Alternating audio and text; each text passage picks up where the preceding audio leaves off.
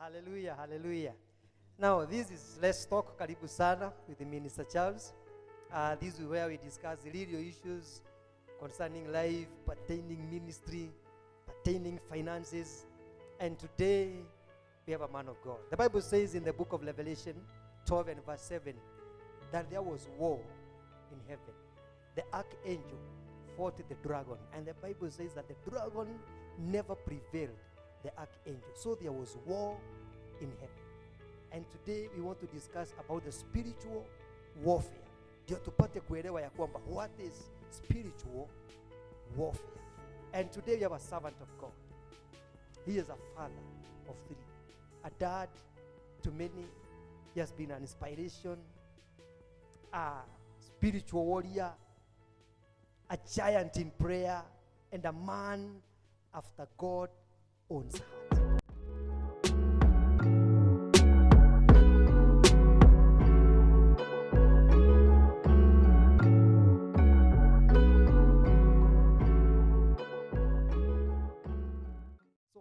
Me to invite the servant of God, Mr. Daniel Jenga. Brother, karibu sana. Thank you. Remember to sanitize. Thanks. Because COVID is there and COVID is real. Yeah. And maybe COVID is going nowhere. Na ninaona tunaingia katika msimu ambao unakaa ni msimu wa siasa. So it's always very good hata kama watu wanaenda huko nje, Yeah. to take precautions. Yeah. Unaweza sema namna gani? Naweza sema hivi, we ought not to be ignorant of the fact of COVID is still there. And we have to take some precautionary measures. Sanitizing our hands, wearing masks, and doing all precautions measures that have been laid down for us to follow. By the and government. with that, we can be secured and even know God is on our side. Amen. Amen. So nimeoga mkono, nimesanitize kabisa. Amen. Karibu sana. Thank you. Thank you, Minister Joku, for hosting me to this great program of Let's Talk. Yeah. I believe this program is going far. Okay. This is just the beginning. Thank you. The best is about to come. Napenda watu kama wewe who appreciates Amen. the effort of young people who are coming up with the new ideas on how to go online. Mr. Daniel. Yes, sir. Tell us something about yourself. I love Jesus as the Lord and Savior of my life. Amen. And I am also, as you have said, an intercessor, a man after own God's heart. Amen. Amen. Be blessed. We thank you for coming. Now, kuna hii swala ambayo tulikuwa tunazungumzia about the spiritual warfare. Yeah. And I would like you to take us through. Tuambie, what is spiritual warfare? Before I enter into that issue, let me say these days they are so critical. And as a church, we ought to rise to the occasion to know that there is an enemy, an invisible one. There are forces we need to fight. Amen. That is the reason Jesus said to the disciples, do not go to sleep. Just be vigilant.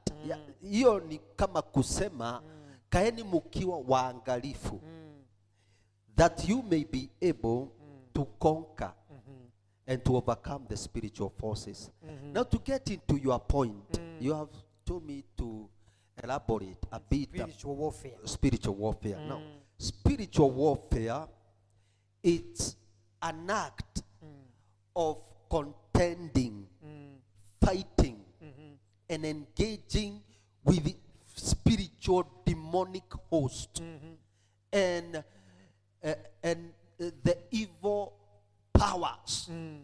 that hovers in spiritual realm. Kwa hivyo ni kama ni tendo, it's an act, something that you act. Kwa hivyo if you don't act on fighting, contending the spiritual and even invisible powers, they will come down to fight you. Yeah. Na wakati tunasema the stronghold, so when unasema powers, is powers the stronghold? Sababu we fight the strongholds. What are the strongholds? The strongholds, they are, do you know one thing about the kingdom of darkness? We have so many categories, so many elements and vices of the devils, or you can call them agents. The, stronghold is a bit more complex, because when you talk of strongholds, you deal with the root cause. They have got the reason. They have got some kind of a reason that they are binding you, that they are occupying your life. Hivi ni kusema ya kwamba kuna sababu ya ambayo iliyoko kwa ambayo inafanya haya mapepo yakaweze kuwa na mizizi na yakaweze kuwa yani yanamiliki na kutake control over your life. There are reason. That's why you say strongholds. You will automatically know that they have got reason. We find some cases in Christian life where you are casting out devils, and they are saying, no, we ain't going anywhere. Kuna pahali tunaenda. Do you know ni kwa nini? Kwa sababu kuna sababu. Either kuna murago ambayo kwa njia moja ama ingine huu mtu alifungua ama alijipata katika ile lineage huwa ametoka, kuna ile murago imefunguliwa. Na sasa to shorten that sort of preview, ni kuonyesha ya kwamba the stronghold, they come with the reason. They have the reason of the arrest. Sisi tumetumwa. Bwana asifiwe. Tumetumwa na ni mpaka tufanye ile kazi tuliyotumwa tufanye. Amen. Hiyo ni kusema stronghold, yani zinajijengea mnara. Mnara ni kusema ya kwamba sasa zinakaa ndani yako. Ziko na ground. Ziko na ground. That's the word. They have legal ground. Yeah. Kuna watu wanazoea kusema ishindwe. Ishindwe pepo nyeusi. Is that a spiritual warfare, or is that a verbal statement that is so much irrelevant? You cannot rebuke the devil with such word. Although yes, it's kind of a paraphernalia huwa inaendelea ati shidwe ati nini. Hapana. The devil, we fight an adversary, a real one. Si ati unamwambia ati shidwe ati anashidwa. Si kulikuwa na wale wana wa Sheva ati walikuwa wanajifungia mahala moja ati wakemee pepo. Iliwararua. Kwa sababu already you are in a spiritual warfare. They know you. Ukisema zishidwa, already wanakuangalia, wanaona who are you? Who are you? What authority do you carry? What the power do you carry? Kunayo murago huwa umefungua ama kuna vitu huwa unafanya alafu uende ukabiliane na haya mapepo. Watakurarua. Be very careful. Sasa ningependa utusaidie. Kuna aina za spiritual warfare, ama kuna njia ngapi ambazo unaweza pigana nazo hizi vita za kiroho? To talk about that issue, spiritual warfare, there are of many dimensions. Let me say that.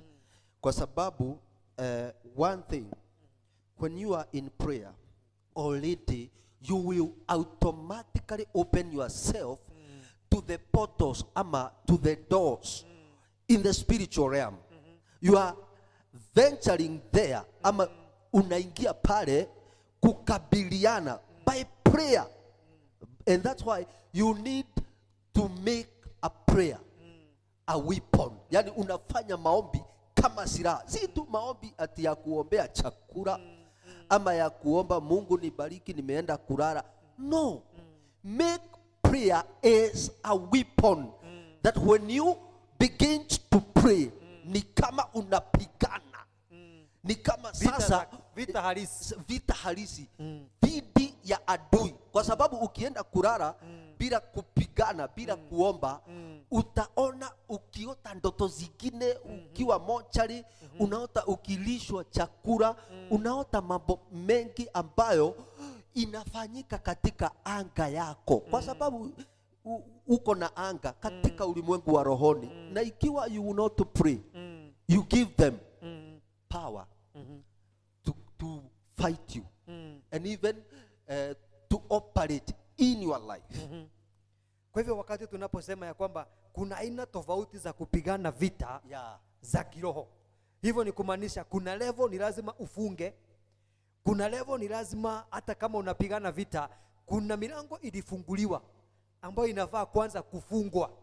Na kuna wengine ninasikia inaenda to an extent, anaambiwa ya kwamba hata kama unapigana hizi vita itakucost vitu fulani. Hilo jambo linaingia namna gani ya kwamba it's going to cost you, hata unatoa dhabihu fulani ndio ipate to take us through. One thing, when you pray, let you know that you are trespassing. To pray is like your spirit is getting into another world which you are not allowed to get into there. And that is why we find some challenges, kwa sababu umetrespass the boundaries which you are not allowed. Biblia inasema ya kwamba when the Satan was dethroned from heaven, he came in the heavenly places and he built his garrison. Yani akajijengea kitu inaitwa kambi. Na sasa hiyo kambi ni ya mapepo wale wabaya.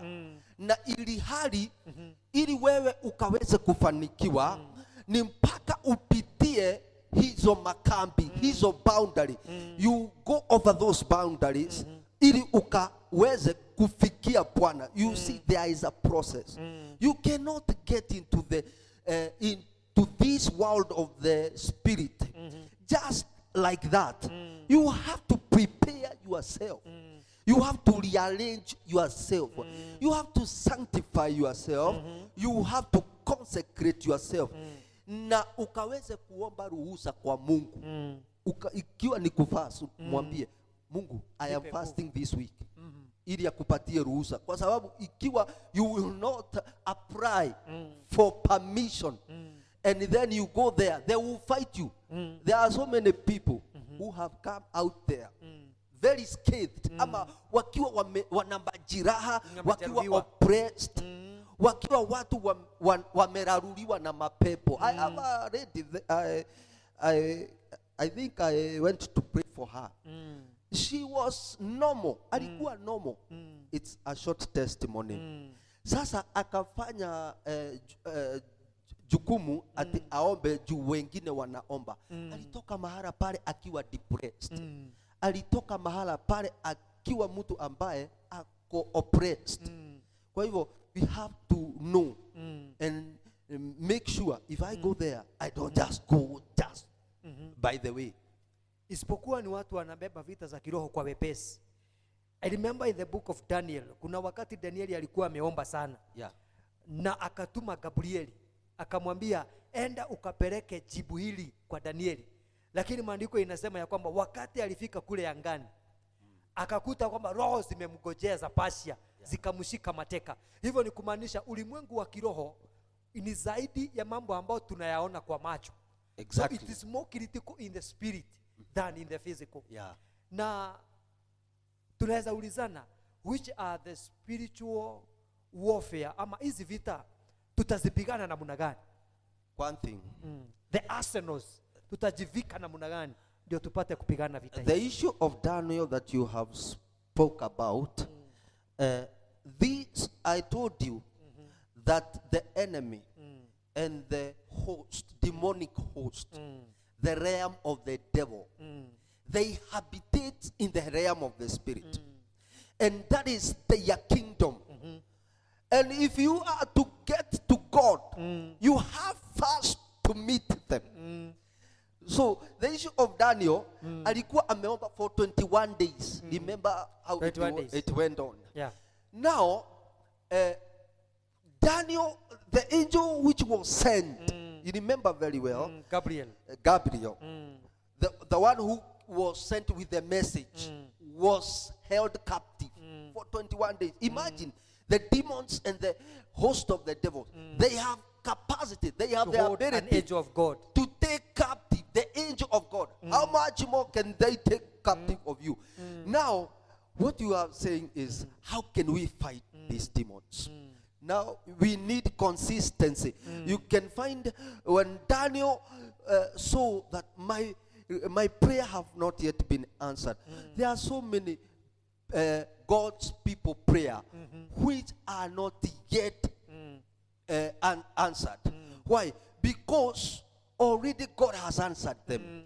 There are some sort of demonic world holding captive their angel. So they ought to get on to their knee and ask God for his intervention, so that when God see, oh, my son have not yet received his message, has not yet received his blessing.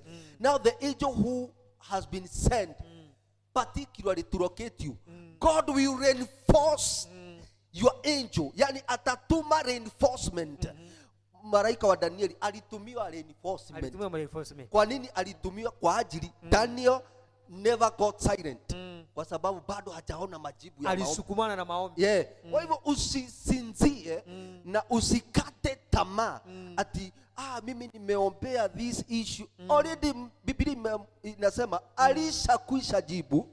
Ni sisi sasa tuchukue jukumu, tuendelee kufanya vita dhidi ya ile roho imekamata ule malaika ama baraka ama ile jawabu ya maombi yako. Kuna pahali Mariko inasema ya kwamba mujivike zana zote za kivita. Yeah. Wakati mnapoenda kupigana vita. Hebu tupe zana kama 2 ama 3 ambazo yule ambao ni Mkristo anavaa kujivika kabla ya kwenda vitani. One thing. Before you fight, I told you, you have to be grounded well with the word. You have to understand the word is the weapon. The most powerful ballistic weapon into the kingdom of darkness. When Jesus was tempted right there in the wilderness, he spoke to the devil. It is written. It is written this and that. And that's how he came to overcome and defeat the devil. So one of the most perfect and ballistic missile is the word. The word of God. The other thing is the prayer. Prayer, you have to get prayer. Get prayer done in your life. Even when you are walking, when you are doing your work, whatever you could be doing, make prayer part of your life as your breath. Even huwa unatoa your breath, let it always be there. You apply it. Now that's another weapon. Prayer and the word. The other thing, it's your faith. What do you stand for? What do you believe in? Okay. Yeah. Unaamini namna gani? Yeah. When tunapigana vita. Kuna mtu mmoja ambaye alisema ya kwamba nilikuwa nimeungama na kundi ya watu ambao they were devil worshippers. Na akasema the exercise was so tough. The fasting in the world of darkness. Wakati walikuwa wanaenda kule walikuwa naambiwa you must fast for 40 days. Na hiyo fasting ile kitu unapewa ni tone ya damu. Na nilikuwa ninajiuliza, if the kingdom of darkness can fast for 40 days and for 40 nights, kwa tone ya damu, how much is needed for a Christian to overcome those powers? Yeah. we ought to be serious. As much as the agents of the devil and of the dark world, they know how to maneuver in the spiritual realm. They know how to give sacrifice into their kingdom. So I wonder why we as the children of God, even up to this moment, we are still grappling, yani bado tunangengana kwa kuto kumutolea Mungu sacrifice. Do you know one thing about sacrifice? Sacrifice is what give you permission. It's what give you approval to stand in the spiritual warfare, so that you may fight these devils. Wakikuona hauna sacrifice, you may pray. Hata tu unaweza omba, wewe kuwa ni muombaji, wewe una fast, lakini wewe ikiwa hawezi simamisha dhabihu, yani unasimamishia Mungu dhabihu juu ya tuseme vita unayopigana, utaona katika ulimwengu hule uwe ambao umesema ati unaweza fast even for food, they have to fast because that is their order. And you have to go through that process for that one drop of blood. And how much more? Na tunaomba Mungu ambaye ni wa ukweli. Wale wanaombaga mazigaombwe, wale wanaenenda ku summon the spirit of the dead. And we serve the living God. I think we ought to do it by double. Kwa sababu unaona, nikifast, I have to have a sacrifice. To raise, do you know sacrifice? It is for raising your altar. Ni ya kuinua madhabahu yako. Ikaweze kuwa powerful. You may fast, you may pray, and you may do all these things. Without sacrifice, your prayer cannot be tangible. They cannot bring about the results. Yeah. Hivyo ni kumaanisha nimekuwa na kesi ya vijana wengi ambao fasting has been an issue. Yeah. Unapata kwamba wakati amejaribu is just for one day. Na ninashindwa, if this is a generation that we are raising, how critical is it for a Christian or the generation to come who will be able to fight the dark world? Sababu ninaona the more generations are coming, the more weaker we are becoming in fighting the spiritual world. So how can you advise a young man? Nataka nikupe like 3 minutes. So you may give them a guideline ya kujua, how can I be strong spiritually? How am I going to fight spiritually? Like a conclusion. And na kuna watu ambao wanasikia like giving up. Nimeomba sana, nimegojea sana, hii mwaka imeisha. How can you advise them? I want you to give a summary of like 3 minutes. Yes. About the issue of fasting. Now, there is what I say, you have to raise an altar on which you will always be submissive to that altar. Now to you young people, I know you are struggling. There are no job or opportunities and vacancies. But with the power of fasting, being laced with an altar on sacrifice on it. Even I'm reminded, kulikuwa na Elijah. Elijah alitengeneza madhabahu. Akaandaa madhabahu. Kwanza andaa madhabahu yako na Bwana. Rainisha njia zako. Angalia na ujichunguze sana ni wapi huwa yani wewe ni mdhaifu. Achana na mambo ambayo inayoambatana na dhambi. Ili hata si hoja hata ufasti siku mingi. Mungu hata hahitaji fasting kubwa. Kenye huwa anaangalia ni madhabahu ambayo ni matakatifu. Is your altar holy? Now I am telling you this. Jesus fasted for 40 days. And he was there in the wilderness. This was for us to know. Even us, we can defeat the enemy. For those 40 days that he went there in the wilderness. You don't have to go for 40 days. What for? Mungu alituendea hizo masiku. Kwa hivyo Kenya huwa na kuangalia kabla ufast. Kwa sababu fasting itakufungulia vita na zingine hautaweza. Kwanza jiandae. angalia kama kwamba roho yako iko laini na Yesu, na hapo utaona mambo yako ikianza kupanuka. Hautahitaji kungengana kwa maombi. Mambo ingine you don't have to struggle. Why?